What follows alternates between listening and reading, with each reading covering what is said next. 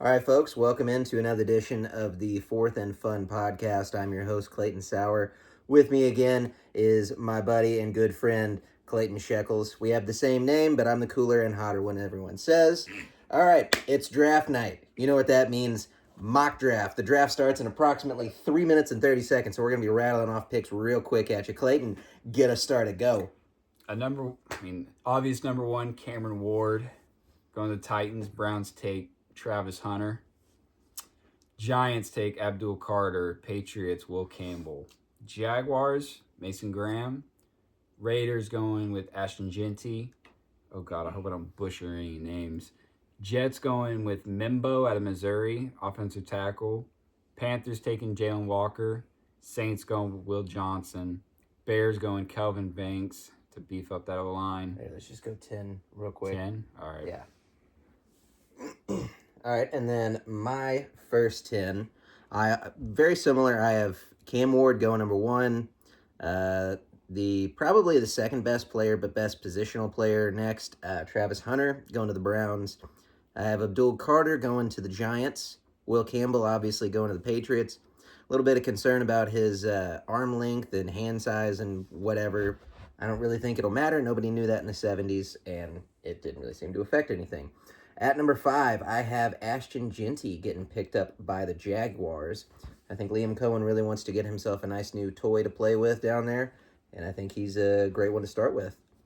At number 6, I have Mimbu going to the Raiders.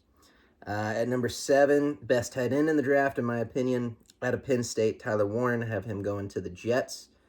And then at 8, I have Mason Graham, the lineman from Michigan, going to the Panthers.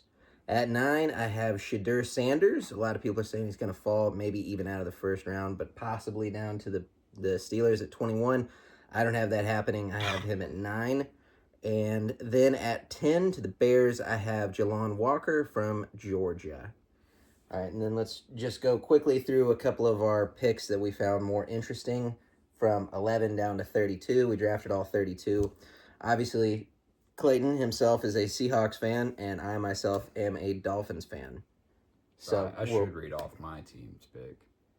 I got the Cowboys actually making a smart decision and going with receiver and McMillan. So I also have that at 12. I'm not reading off any of the... Just the ones you found interesting. Everyone's expecting Tyler Ward and Warren. I got you guys taking Jahdae Barron. Bengals going with defense, Shamar Stewart. I got Seahawks taking Gray Zabel out of North Dakota State. This is a running back. Everyone has him on their top, first round pick. Running back, I think, is probably a little overrated. Not going to do well. Broncos taking Amarion Hampton. I don't know if this is shocking at all. Chargers taking Colston Loveland. Oh, you haven't fallen that far. Yep. Okay. I think, coach is a Michigan man. He's going to take the Michigan guy if he's available. Packers not going with receiver, taking Donovan Ezuraku? Yes. That guy. I said this earlier. Bills taking Maxwell Hairston at corner. I know he's a edge first round, second round. I do have him going just barely making the first round. And then with all the O-line picks I have in this first round, Chiefs don't get their O-lineman. They're going with Derek Harmon out of Oregon for their D-line. All right, and then over to my picks. So, like I say, at 12, I have the same thing as Clayton, Tedrow, and McMillan going at 12. But I do have the 49ers getting an offensive lineman. I have them taking Kelvin Banks at 10, or I'm sorry, at 11. Did I have him going to the Bears? I think you had him late, yeah.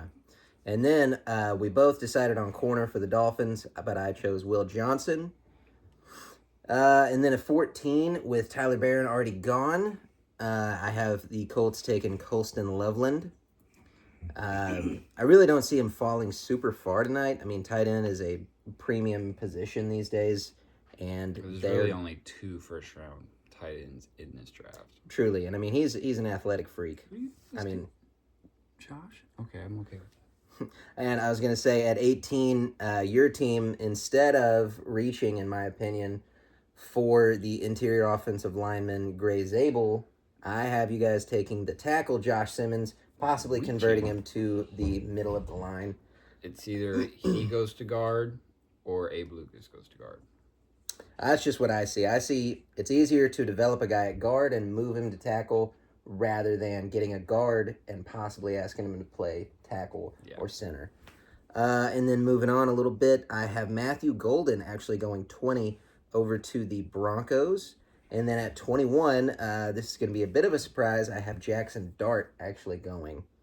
Chugging along here. Gray Zabel I have falling to 24 to the Vikings. At 26, I have the Rams shoring up the receiver position that they lost this year. I have them taking Emeka Egbuka. I know he's a fringe guy, but I think that's just a solid pick for them. Malachi Starks, I know some people have him going to the Dolphins at 13, but I have him falling to the Ravens at 27. And then for the NFC championship losers, I have the Redskins taking Donovan Ezeraku. That defense was a problem for them last year. Commanders. What did I say? Redskins. Oh. That's what they used to be. And fourth and fun's canceled. And Donovan Ezeraku I have going 29 to them. And then I have the Chiefs picking up Omarion Hampton. I think since he falls to 31, I think that's a no-brainer for him. Add a few more toys to that offense. Patrick Mahomes, I think, is going to have a lot more of a fun year this year. And then rounding out with the defending Super Bowl champions, I have the Eagles taking James Pierce. He was my second option for that. So yeah, they just always go SEC guys, it seems, every year in the first round. Now, before we end this, I feel like we gotta. Who's gonna make the dumbest pick today? There's always one. Dumbest pick today. Yeah, Falcons last year, Packers when they took Jordan Love. I mean, I feel like it's always a safe bet to assume that the Raiders are going to louse up their pick, or the Jets. I think it's going to be the Cowboys. I think I'm gonna go with the Jets just because they have such a high draft pick, and their history with draft picks is just pretty much garbage. Lil Wayne, that is Lil Wayne. Mm-hmm. I think the Cowboys are going to try to find someone big name, flashy.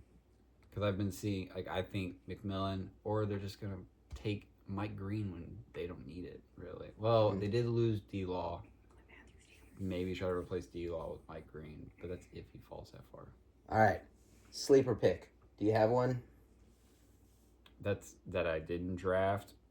Somebody you think going to be taken second or later that's going to be really good in the NFL? It kind of depends on where people view him. I'd say Luther Burden, but I've seen a lot of them being in the first round, so I don't know if he's considered a sleeper. But honestly, I'm a little bit of a homer on this, but I just know he's long, good zone. Maxwell Hairston. And now, see, for me, I have the Louisville quarterback, Tyler Shuck. Really coming into this year, he wasn't even on any draft boards, and then he played so well this year, he's moved himself all the way up to a second or third round pick.